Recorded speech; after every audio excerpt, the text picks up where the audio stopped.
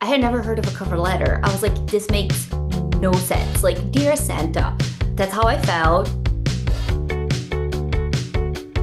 Hey everyone, this is Isabel. I'm the founder of I Like Networking, a career platform for the creative industries. I've been working in the creative industries for over 20 years now, even though I look very young. And I worked in Brazil, in the UK, and Island Networking is the one-stop platform for you to find mentoring, networking opportunities, career insights, jobs, all sorts of good stuff. I have a massive mailbag of questions that people sent me, and I'm gonna try to answer as many as possible. Please obviously take everything that I say with a grain of salt because, everything is based on my experience and my understanding, but things can change, yeah? Number one, yes, lots. We share tons of opportunities every 2 weeks on our paid newsletter. It's amazing. We also recommend Esme Verity. She also shares opportunities. The Innovate UK has lots of opportunities, and then depending on the type of company you own. So if it's a community interest company or a CIC, social enterprise, the Social Enterprise UK organization will also have grants. There's lots of trusts and foundations. If you're a charity, different ones will apply. But yeah, we tend to share a lot of those, and we have some other funding resources. For other startups, also Female Founders Rise is a community based in the UK for female founders, and they have really good resources. So I would check them out. Well, I took forever to find my first job in London. I thought, honestly, it was tough. I came in, I didn't have experience in the UK, even though I had lots of experience in Brazil. I had never heard of a cover letter. I was like, why do I have to write like fan fiction to this company? This makes no sense. Like, dear Santa, that's how I felt. It was very weird. But I found that having a bit of a freak out was useful, but the most helpful thing was to kind of go back to the drawing board, go and talk to lots of people, go on meetings, like ask for people to have coffee with me, to give me feedback on my cover letter, on my CV, if they could recommend me someone that I could talk to. All of those things really helped. And eventually that was what landed me a job. So I think it's also about changing the way you're seeing it. Like most of the time, people get overwhelmed. You have to remember you only need one job. You need one job. Okay. So we have something that's free to download called Job Search Matrix, where you go and you decide your criteria for actually finding a job. And once you really are really aligned to that, then you can create a proper plan. And basically, all you can control is what you do, right? So, what can you change? You can change your approach to job searching. You can change your approach to cover letter and resumes. You can change how you're going after the jobs. Are you networking? Are you asking for recommendations? So, I would say have a breather, maybe have some ice cream, whatever makes you happy, and then reassess and go back to like, what is it that you can control? To increase my reach and begin a personal brand which doesn't feel cringe. Okay, so I have a love-hate relationship with personal brands. That said, if you follow me on LinkedIn, you'll see that I post a lot. I actually love LinkedIn. I think it's an incredibly useful tool. The number one thing to remember is that everyone who's at LinkedIn is there knowing that they have agreed to be connected to someone else, So it's already like this tacit, transparent thing that you can reach out to people because that's the goal of the platform. So that is already, I think, amazing. That said, I would try to figure out how do you want to be seen, right? Where do you want to be and how do you want to be seen? And then what are the things that you can start doing to talk about what it's the storytelling about it that you can do to actually make that closer to you. And I would think instead of thinking what I need, thinking about what do you have to offer. I think that's the best, like switch the script, like flip the script, whatever people say, on personal branding and also on networking. It's like, what can I offer? What do I know that shows that I understand what I'm doing and that what I want to do? And then share stories, share resources. Like whenever I get a great opportunity I spoke at, the D&D festival. I spoke at Apple, like whatever. I tell people this is how I got it because I don't want to gatekeep. And also, I think if I'm sharing something that it's an achievement, but also sharing something of value for anyone else who wants to be a public speaker, I feel like that connects to a personal brand and makes it less disgusting because you're also sharing something of value. That said, promoting yourself, sharing what you're doing is important. Like a lot of times when we see what people are doing, we realize that that's what we want and ignite something in us. And also, sometimes you don't even know that opportunity exists. And then when someone posts it, you're like, oh, okay, I actually want that.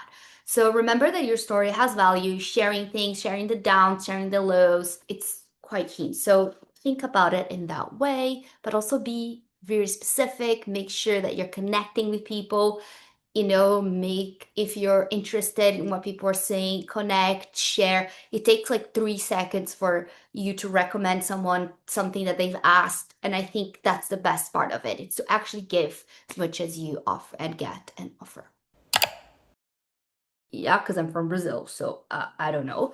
But I would say there's lots of really great places with an art scene. It won't be maybe as big, and maybe that's even a good thing. I would say that you can do the exact same things that maybe you would do in London.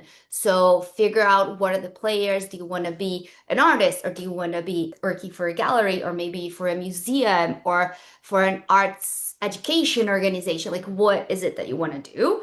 Maybe go and tally, visit the places, go and talk to people. Honestly, I think it's underrated. Like when you meet someone face to face and understand, visit the gallery, for instance, if it's a gallery you're into, like what is around it, like what do they put up, why do you like it? Get connected and then start. Experience is experience. There's tons of amazing things. I used to work for a company where we organized a lot of art trips and we did Birmingham. Obviously, I love Manchester. I used to live in the Lake District. I have lots of friends in Manchester. Bristol has an incredible like cultural scene. Cambridge and Oxford obviously have tons of stuff. So 100% there are ways to break outside of London. So yeah. I have had a very nonlinear career path, which is basically everybody I know. I highlight my relevant experiences and transferable skills well, but it feels like I'm being auto rejected. Okay, most small arts and creative organizations will probably have one person recruiting, and that's an issue. There's a lot of flaws with the recruitment system, but I would say that again, go back to the drawing board of like, what is it that you can do? Rephrase, be smart about using specific keywords that people are asking for. Something that I like to do if I'm applying for a job that I'm not necessarily like the immediate fit, I will highlight that. I'll start saying like, I may not look like a culture fit, but I am a culture ad.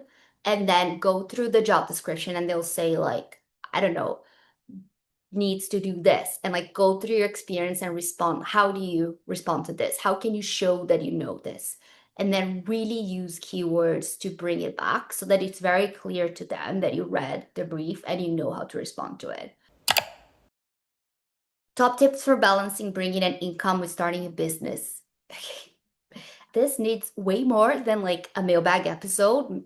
If you do want to know more about this, let me know. I am actually working on some retreat days for people building businesses because I'm coached like the Round House Accelerator program and other entrepreneurs. And obviously, I've had a few businesses. I have a few businesses. So I love talking about this. But the top tip is to know yourself and to be really great at budgeting. Basically, be realistic. Put in a spreadsheet how much your life costs, how much one thing earns, and how much you need to earn so that eventually you can live off your first business. If you don't know those numbers, you won't be able to balance it. And there are so many things you can do. I would also maybe talk to an accountant to figure out the best strategy for your business. Like, should you pay yourself all from your business? Can you do all your contracts from there, for instance? Or should we register it in a different way? What do you expense? What do you not expense? But the first rule is to know your costs, know how much things cost, then you can figure out how much you need to be earning, and then essentially try to divide your time. And, if you tell me my business is an event business, so I need to be free every evening and every Friday to Sunday, then maybe get a job that's only in the day or only in the morning or 2 days a week during the week. So kind of like be very specific about how much you need to be earning and how many hours do you need to actually apply to your business so that it can generate that income. So those are some of my tips. Budgeting is key. And I think financial education, financial literacy is essential. So if anyone has questions about this, let me know. God, so many questions. Salaries in the UK are terrible. They are very low. There's lots of questions about it. Most of it is very low, and it is still quite tough to break in. I am really mad all the time about what people perceive as the value of the creative industries versus what most of society values it. And it's so bad because there's such a huge mismatch. I'm such a passionate person. Like the creative industries are huge. They're one of the top five in the UK. Still, salaries are really bad. So that's a hard truth that depending on what you want to do, you're going to earn very little money, especially at the early stages. I'm not saying it's the only way, but a lot of it pays small money. Okay. That's a tough thing to swallow. The other thing is that, like, I think almost any industry is a lot about relationships, about knowing people. There's a huge amount of competition. And because a lot of companies are really understaffed and underpaid, a lot of times you apply for a job and it's really hard because maybe you have, like, this is a real example, okay, about recruitment in the creative industries in the UK. This is a real story. One time, a friend of mine was an editor for a magazine, an independent magazine. Her salary was terrible. Everyone who worked had a bad salary, I mean, in comparison, And she put out a row of a assistant editor. And they needed to have at least, I think, 5 years of experience because the assistant editor is someone with a lot of experience in a magazine, especially in a small independent magazine. They would have a lot of autonomy and power, etc. Well, power, I don't know, but like autonomy and decision making and leadership. So not someone who just started. Okay. 1,000 applications in a week. 1,000. Do you really think this person who is like running a magazine is going to actually be able to sift through 1,000 CVs and cover letters? Again, I'm not saying that's the best way to recruit. That's a different conversation, but it is tough. So you gotta be really, I think, specific and strategic about it. That said, I think it's hard to break into almost every industry in a competitive market. And once you go to big cities like London, like Sao Paulo, where I'm from, New York, Paris, I think everywhere you go, there will be some level of competition. But yeah, those are the hard things I think to swallow. Is it really possible to have a career that I enjoy and still have enough energy to have a life as well? Yes, obviously. I am a firm believer that your career should support your life goals, but not the other way around, unless you want to be like a massive entrepreneur, like big company owner. And if that's the case, then a lot of your life will be geared towards your job. Like even as a freelancer or an entrepreneur of smaller companies, you work a lot of hours, but you enjoy it for most of it, or at least for 70% of it. I think that's a good balance. But that's why I think the job search matrix is a great exercise to do where you kind of decide what is a must have for you for your career to offer you those things. So do you want to work every day? Do you want to work with people? Do you want to work at an office? Do you prefer working from home? Like, what are the things that really make your life better? Because a good life, I personally think, is very much built on those day-to-days, on those habits, like the people you work with, the environment you're in, if you're feeling fed, with intellectual curiosity, and if you have enough time to do your things. So I think those are the really important things to consider. Okay. Okay, freelancing is all about pitching, and it's again a lot of relationships. So let's see.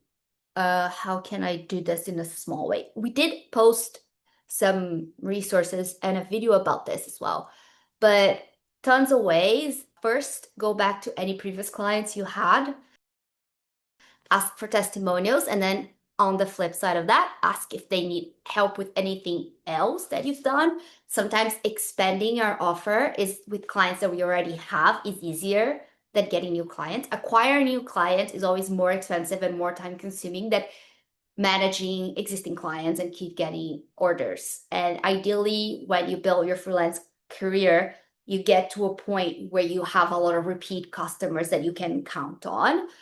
You need to be visible. If people don't know what you do for them, they won't hire you. Simple as that. So figure out a way to promote your business in any way it can be. So maybe you show up to an event with like a really cool t-shirt that you made, or maybe you have really different ways of business cards. Maybe you create an event, maybe you do a series of online webinars, and that creates leads of people that might be interested in your business. You gotta be creative about it. There's lots of different ways, and I think essentially relationship building is great.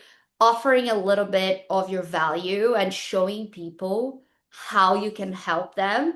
Essentially, a service-based freelancer or anything else, it's about showing people how you can make their life better through using your services. If you do that, that's gonna bring you the best clients, right? Because people who want your services, they want to find you. We get recommendations and asks every day on different WhatsApp groups like, does anyone know anyone who's an expert in SEO? Does anyone have a video editor specialized in this? Or so basically, you need to find where your ideal clients are hanging out. So either that in real person, in real life events, also any online platforms that they might be hanging out, and position yourself there and talk to them and create connections. Those are all good tips I think I have. Whew. All right. How do I start networking? Okay, well, when I first moved to London, I was very confused. I didn't know anything about networking. I mean, I knew a lot about networking, just didn't use that word because that word doesn't exist, doesn't have a translation in Portuguese, which is my original language. So we would say networking in Brazilian Portuguese. But I never thought about it. I always thought about like making connections, like being friends with people. I don't know, like that was how I was brought up. But that's a different story for another time. Uh, Networking is in London. Networking is, that's not what we asked. Networking opportunities in London. We share obviously opportunities every 2 weeks in our newsletter. We share a lot of it on LinkedIn. We share a lot on Instagram.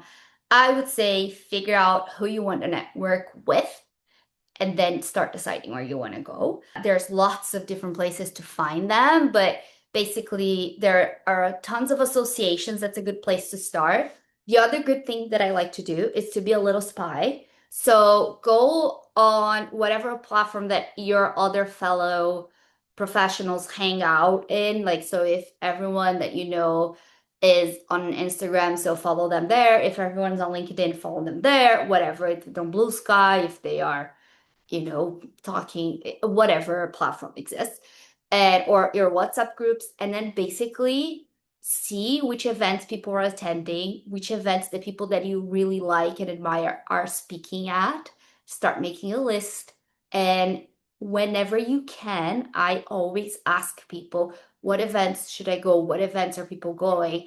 And ask people to comment and give me tips. That really helps because it comes straight from people's mouths, and then you often will know. And then you can also ask, like, oh, is anyone going? Do you want to go with? Which helps to, remove the nerves as well. So I really love doing that combo. Okay. All right. I'm gonna stop here now, but keep sending questions and we'll do more mailbag episodes soon.